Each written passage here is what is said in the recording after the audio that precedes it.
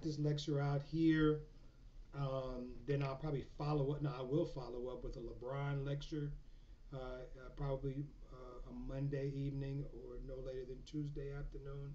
So that way you'll have back-to-back lectures on history and the 13th Amendment and stuff. And I'm probably going to add a little bit on the 14th because it is mentioned and it is important in the grand scheme of the conversation. And then we'll do a LeBron lecture next, okay? So, again, I hope everybody's okay.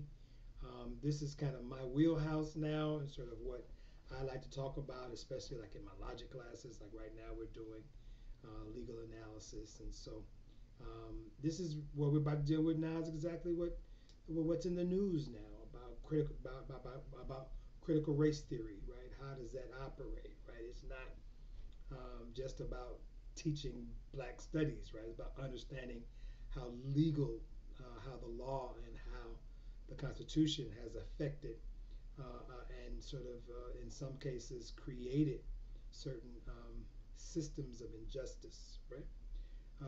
And so that doesn't change even when we come to the criminal justice system. So that is what we're engaging into now, right? So you saw the movie 13th, right? Hopefully you liked it. Ava DuVernay is a phenomenal, phenomenal sister who's done some phenomenal, phenomenal work. But this work has been, you know, sort of one of her most broadly reached. Generally, she does stuff that really constitutes very powerful stuff in the African American community, but this kind of broadens out. And then now I just saw on TV, right? She's getting ready to have a TV show about bringing people together, right?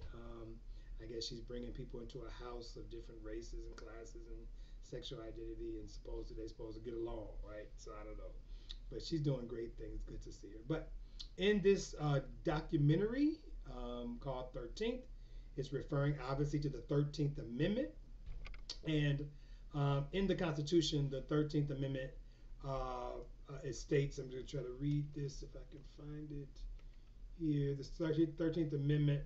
Well, I just kind of took. I can't find. I should have pulled it up. The 13th Amendment pretty much states that neither slavery nor involuntary servitude should be accepted except for punishment for a crime where the person has been duly convicted and within the United States, right? So neither slavery or some element of servitude can exist other than serving as punishment for a crime in America. Another way of looking at that, or the Constitution says something to the extent that not only within the United States, but in all aspects of the United States and its properties, its jurisdictions, right? And although this amendment is said to have abolished slavery, right? Generally, we say the 13th Amendment is the abolishment of slavery, right? Technically, it was the Emancipation Proclamation, but and then we move into the 13th as the official document.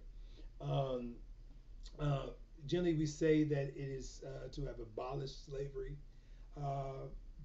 This movie talks about the fact that mass incarceration serves as another form of institutionalized slavery, right? So this movie says that, or this documentary says, that mass incarceration is another form of institutionalized slavery, right? And we say institutionalized slavery because back to what the Constitution says, please look it up. It says that slavery and involuntary servitude can only be used as a punishment for crime, and for crime for when the party or the individual has been duly convicted, right?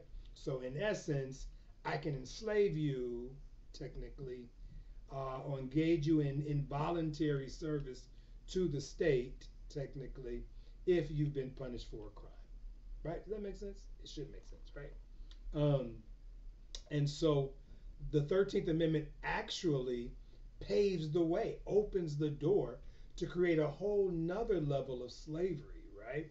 Where that's basically and sponsored by the United States government, right, and sanctioned by various states as well, right? And so to talk about as this documentary does, what institutionalized slavery looks like in the 20th and 21st century, um, is important, right? So we can understand, but we have to understand the origin, how it kind of manifested itself, and what it is sort of like, especially for African Americans after slavery,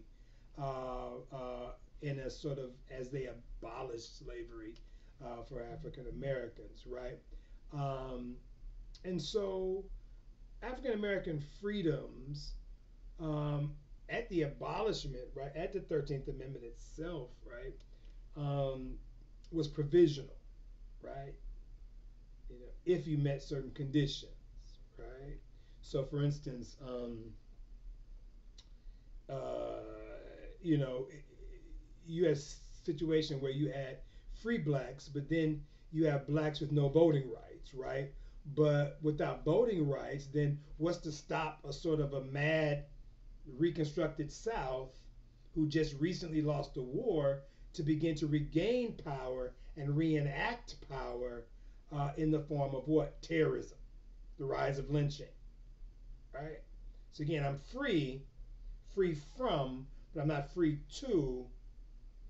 That makes sense, right? I'm free from slavery, but I'm not free to act because I'm free to act. Then the reality is there can be retaliation, and there is no protection yet. 14th Amendment. There's no protection that identifies me as anything else other than a slave or an ex-slave, right? Let me say it again, another different format, reading it or listening to it. I mean, listen to it or watching me in this video. African American freedoms after the 13th Amendment was provisional, an asterisk, because at this point you still had no voting rights, and if you didn't have voting rights, you can't put in people who can put in laws that can assist you in your identity, in your citizenship per se. And so a mad South, pissed off folk who just lost the war, their entire livelihood undercut from under them, slavery, the Confederacy. They can do whatever the hell they want to do to terrorize black folk. And that's what you call Jim Crow laws. Make sure you write that down. Jim Crow laws are created at the end of Reconstruction, right? Reconstruction is a 12-year period between 1865 and 1877, right? That's that period of time, right? Because the 13th Amendment is signed in 1865. 1877 is the close of Reconstruction, right? And it's a way to keep Jim Crow laws were a way to keep black people, African Americans, socially and economically inferior to white people, especially in the South. And they use the term Jim Crow, right? It was a term that was used for a system of laws that was separate but equal. In other words, you could, because, in other words, the way of looking at it is that because African Americans had no civil rights that had been given to them under the Constitution and other civil rights, right? Jim Crow laws are saying that Jim Crow laws are saying that you could have a separate but equal situation in terms of facilities, right? So that's how later on what we start seeing in the early 20th century, right? We start seeing signs like for colored only, or whites only, or restaurants that, right, segregated eating facilities and things like that, buses and mass transportations like trains, that resulted in that separate but equal facility clause being given to people, but they weren't really equal, though, were they? Again, many Africans in America weren't even allowed to use their rights. They were terrorized and when you try to use your rights, certainly this created or perpetuated a huge wedge between white citizens and African American citizens, both South and North. And it did damage because it gives white people the delusion, I argue historically, that they were superior, and certainly most Africans and Africans in America inferior because the power structure was in the hands of those whites who could exact any type of punishment or any type of activity they wanted upon black bodies. But what did Du Bois say? The strange and peculiar nature of being black in America. As a caveat, real quick, this is why even today you have these school boards and you have these arguments around the country around critical race theory, because they're saying, well, you're teaching white people to feel bad. You're teaching white people that black people are naturally inferior. Well, that's just history, right? That's documented history. Right? We talked about it in the last lecture. The idea of race as a construction that intentionally placed black people under by virtue of skin color and hair texture, that kind of stuff about last lecture, right? But the 13th Amendment then allows for, yes, freedom against slavery, but then because you had no protections yet, right, you internalize power structures, random, wanton violence upon the bodies of black people, no matter where you are. The rise of the Ku Klux Klan after the end of Reconstruction, the rise of organized lynchings.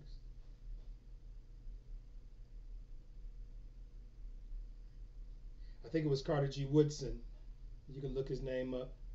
I think it was Carter G. Woodson who said that when you control the man's thinking, you don't have to worry about a man's actions. For as a man thinketh, a man does. Basically, you have to tell. After a while, you have to tell black people to go to the back of the bus. They don't go to the back of the bus because they're conditioned to the back of the bus. And even if they argue, well, I want to go to the back of the bus. You want to because you've been conditioned that this is the place for you.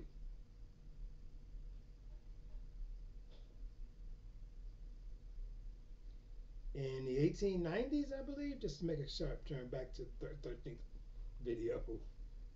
In the 1890s, shortly after Jim Crow, chain gangs emerged. Right? And prisoners was chained together to do physically challenging work as a form of punishment. And so if you were convicted of some type of crime, and that crime could be insignificant, for instance, as an insulting gesture toward a white woman, for instance, we know, or a white man, but we know the stories of Emmett Till and other black boys and men who said the wrong thing to white women and were lynched. But he said the wrong thing to a white man. Looked at him differently. Looked at him strange. Looked at him, or even looked at him, period. Looked at it as an insulting gesture. You could be convicted for a crime, both in jail, de jure, by law, but even de facto, not by law, you can be convicted of a crime and then possibly lynched and hung.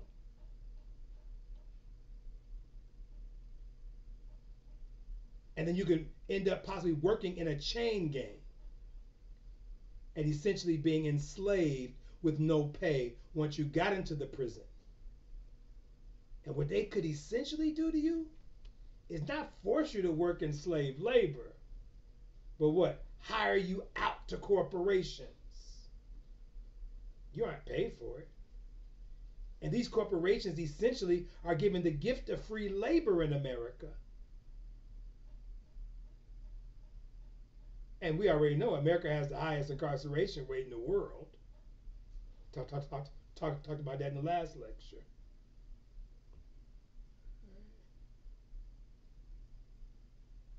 And basically, even we look at it at a contemporary level, which is what the 13th video is going to look at, from just from 1980 to 2015, a 500% increase of people incarcerated in America.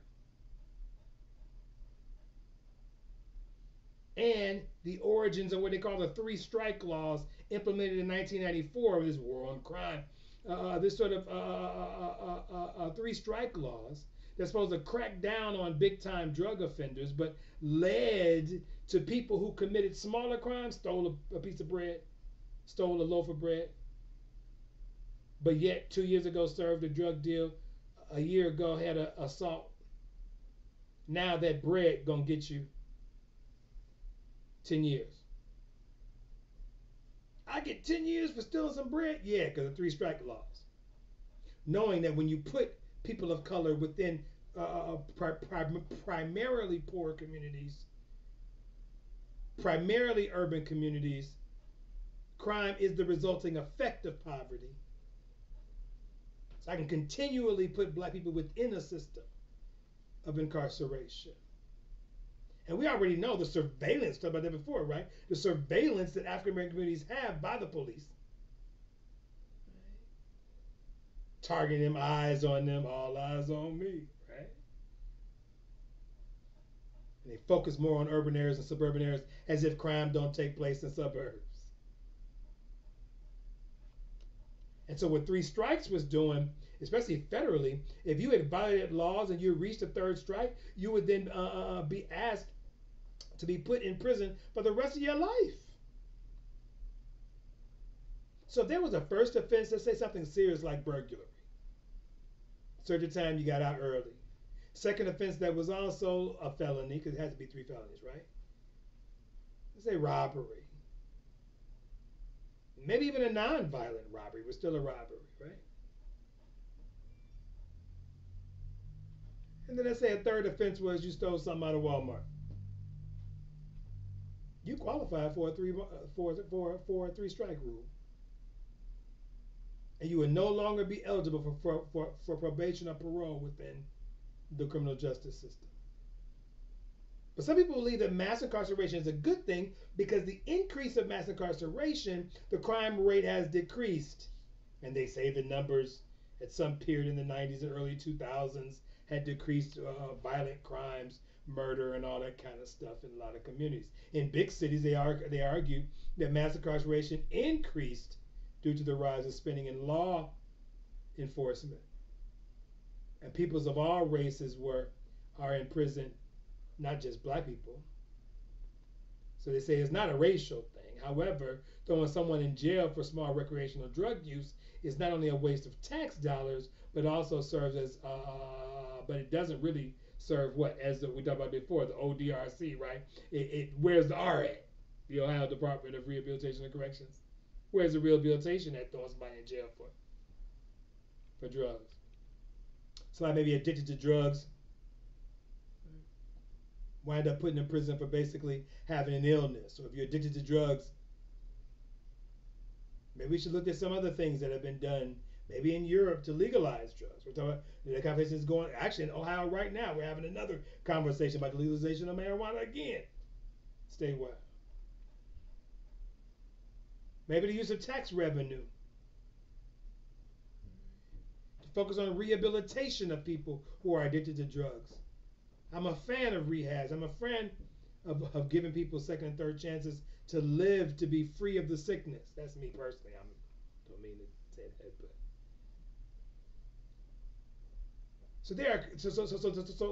so there's a criminal justice system has and justice needs to be repaired because it don't even make sense for young people, especially if young people are African American, but many young people who are in jail for drug offenses. And mostly we know it affects minority populations because that's where the eyes are. That's where the cars are. That's where the stop and frisks are. That's where the driving while blacks are.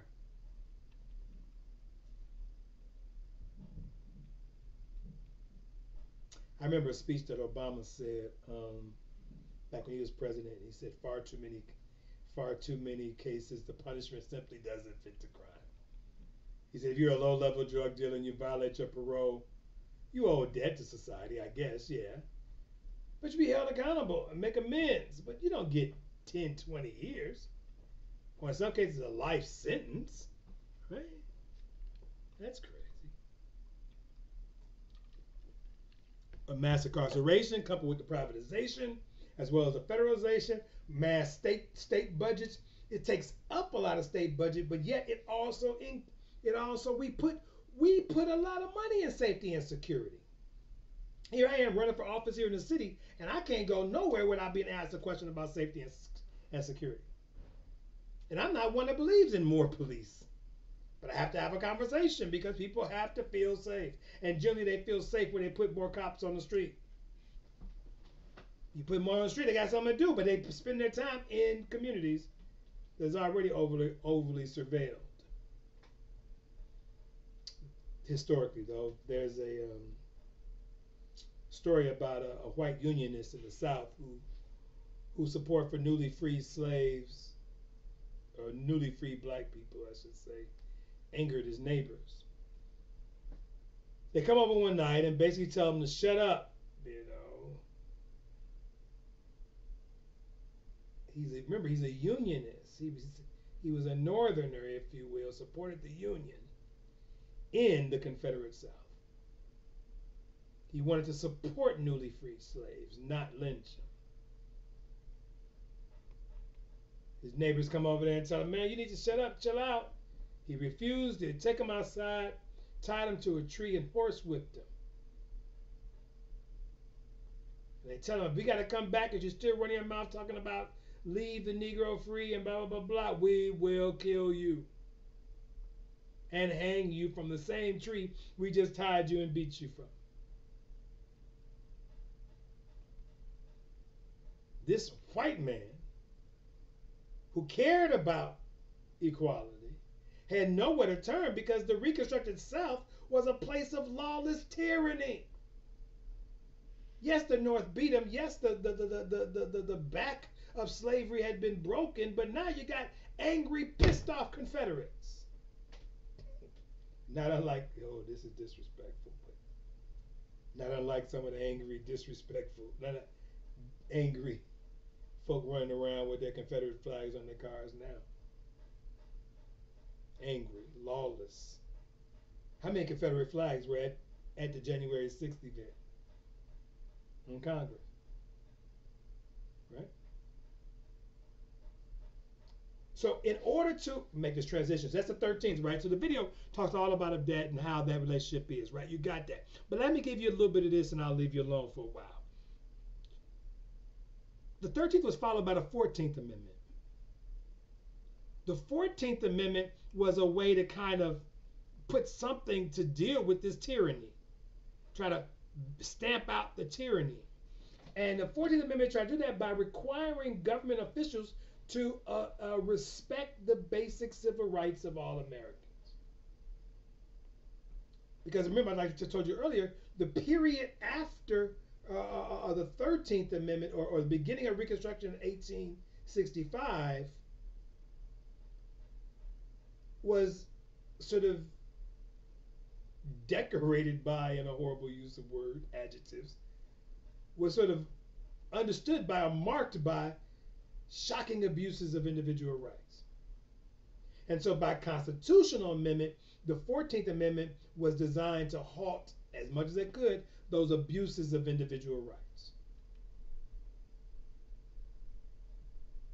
And they used chiefly the Declaration of Independence to create the 14th Amendment. The same argument that abolitionists were using through the Declaration of Independence, they were using that to kind of free them. Now, constitutional scholars and certain northern Congress folk was using the same Declaration of Independence to create the 14th Amendment.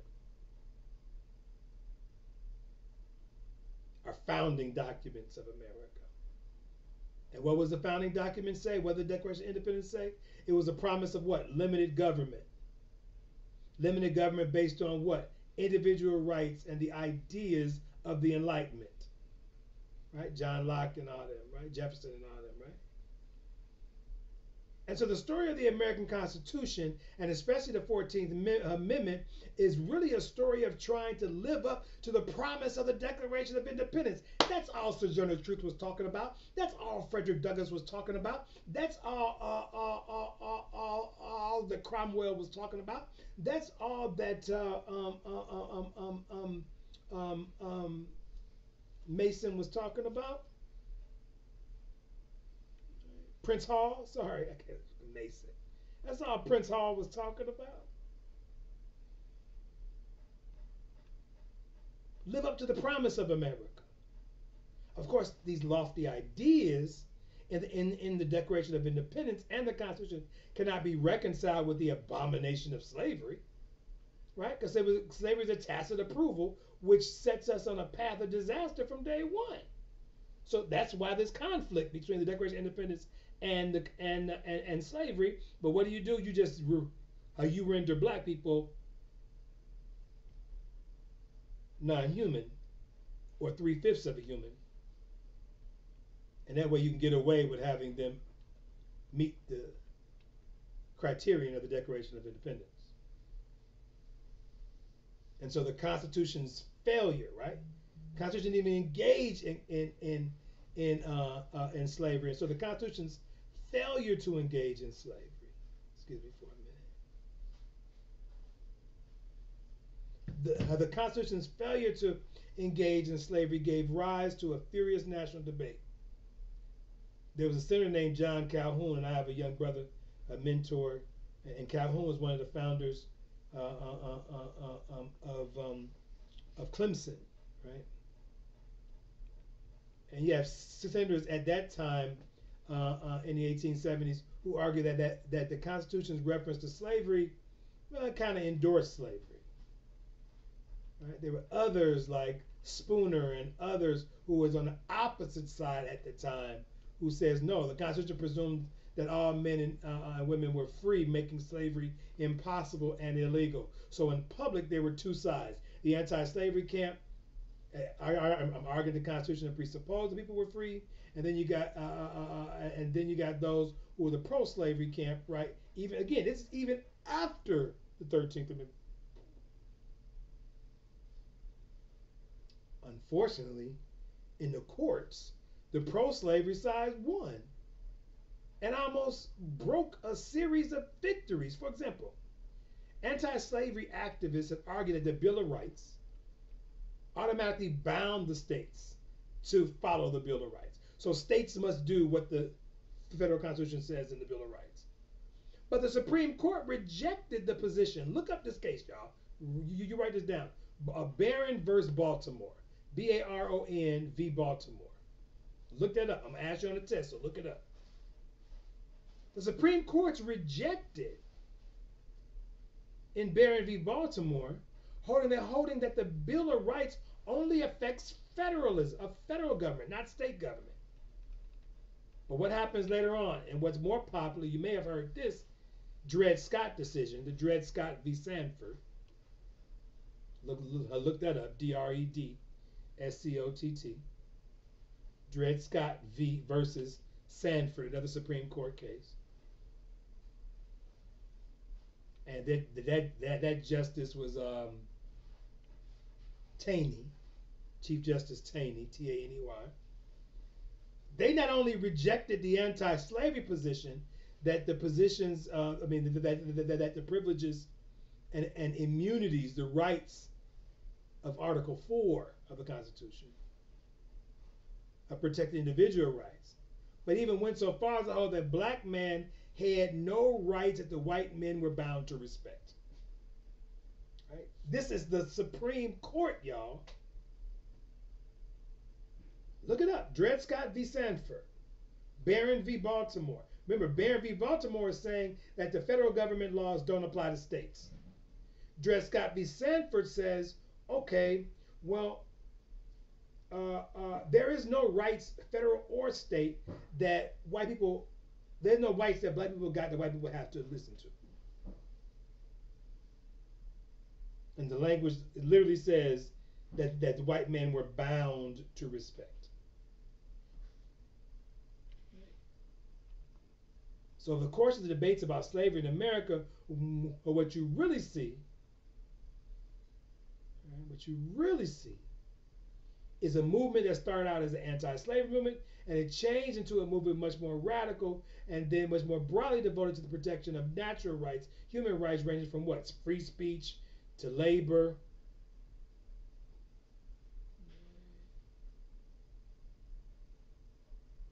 But the stories of violence perpetuated against free blacks during Reconstruction, after slavery, just go on and on and on. I ain't gonna list all of them here, but you know, you can look those up. So look, what's going on? I'm gonna kind of wrap this up. What's going on is that there was a series of abuses in the Reconstructed South, and local governments have to respond to the new 13th Amendment ban on slavery, right? So local governments of the slave states or the ex-slave states have to, you know, are being bound, right? Thought they're being bound until the court decision, and so, but they were trying to deprive newly freed slaves and their white supporters of any freedoms, especially economic freedom, economic liberty, the right to pursue a livelihood of your own choosing, and keep the money you earn was the very opposite of slavery and the real opportunity for free blacks to lead a free life. And the pro-slavery forces knew this. Can I live? So the South freed. So in the South, free slaves weren't just banned from pursuing particular occupations, but in some place made it illegal for them even to leave the employer's property without written permission. So you move from chattel slavery pre-1865 to a more indentured servitude, tenant relationships. You want a place to live, you work for me. That's one thing about the emancipation of slavery, right? Are you free? Where they gonna go? Where you going? You ain't got no money. You ain't got no job. Your job is here.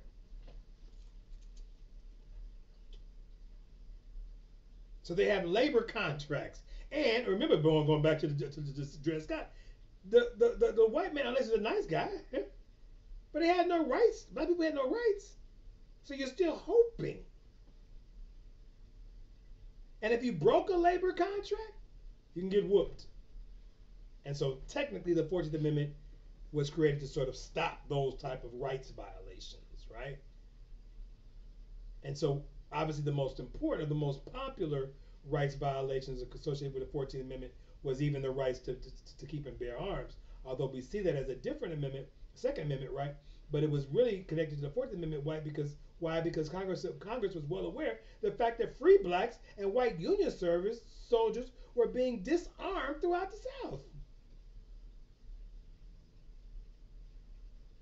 so that they can subjugate and terrorize them even more.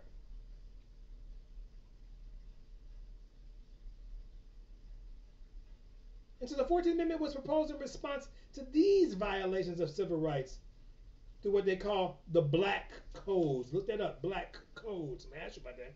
The Black Codes. C-O-D-E-S, right? The Black Codes. Another important name, John Bingham. Right? John Bingham was an Ohio dude. Right? Senator. And he was one of the few members of Congress who understood that by virtue of the Supreme Court's decision in Barron v. Baltimore, the Bill of Rights did not apply against the states. In fact, Bingham had to bring a copy of Barron v. Baltimore onto the floor of the House to prove that the Bill of Rights had no effect on the states. And so John Bingham, here in Ohio, believed there was a hole in the original Constitution. There's a problem with the original Constitution that didn't give the federal government power to protect individuals from the states. Who's going to protect us? the 14th Amendment was Bingham's effort to fix that.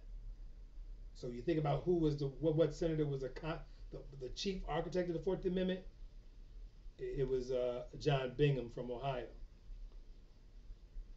And so, lastly, the 14th Amendment, then orchestrated and architected by John Bingham, had three interests: due process, equal protection, and individual freedoms, or what they call it in the languages, immunity privileges. Right? The rights of U.S. citizens. Of those three, right? Due process, equal protections, and immunities or individual rights. Privileges or immunities are by far the most important because that clause protects individual rights from government's infringements. Right.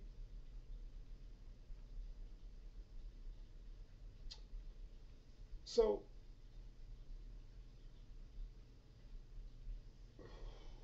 where I want to go from here. So we look at it this way. Any fair reading, there's not a slight doubt that the 14th Amendment protects an individual right to own a gun for self-defense, right? For instance, even though again we keep turning to the second, but for black people they got to get to the 14th because the second the Second Amendment wasn't talk about black people, wasn't talk about Africans in America, right? It was about citizens, and we weren't citizens. We weren't citizens until the 14th Amendment. Right, so the 14th Amendment then allows us to get access back to the Second Amendment, which gets back to self-defense and arms, right? Think about that. Think about that. Think about that.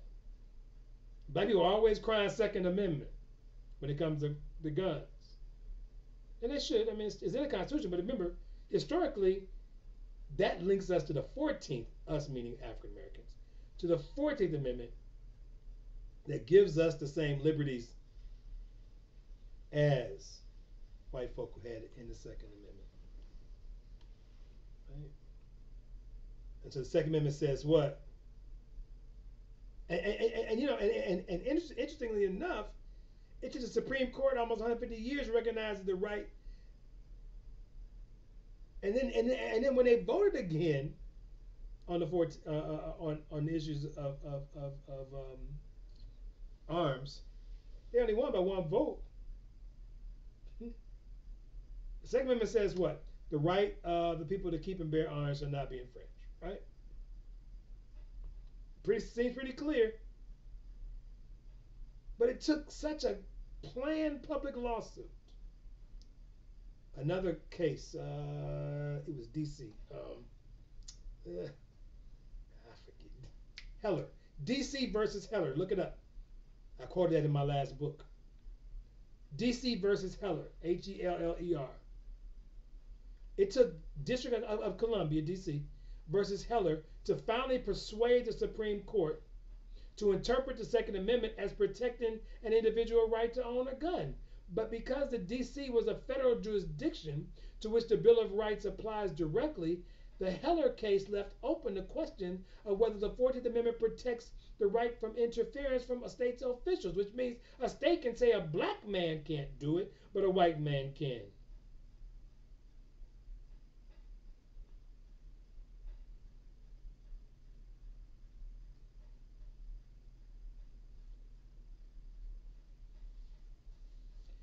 The 14th Amendment, and especially the Privileges and Immunities Clause, the Rights Clause, was a radical change to the Constitution.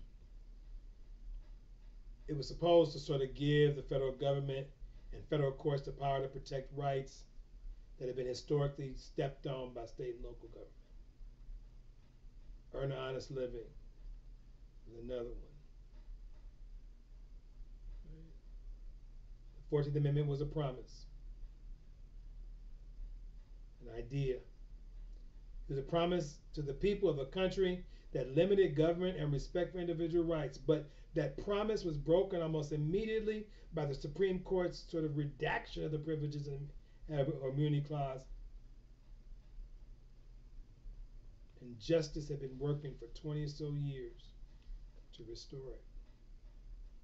And so, in summary, the 13th and 14th Amendment, we go hand in hand because, for me, it goes hand in hand because this idea of servitude that can be done vis-a-vis being tried and found in court guilty, and mass incarceration has all to do with the question of whether individual liberties are being met and adhered to. Right? That's all I got for this one, y'all.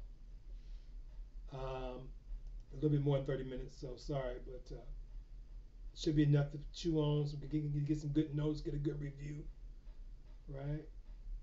Get a good summary, thought reflection piece, right? And I'll get back with you in the next 48 hours with another one on your LeBron reading. We'll read together and I'll lecture through it. All right, y'all. Take care. Stay strong.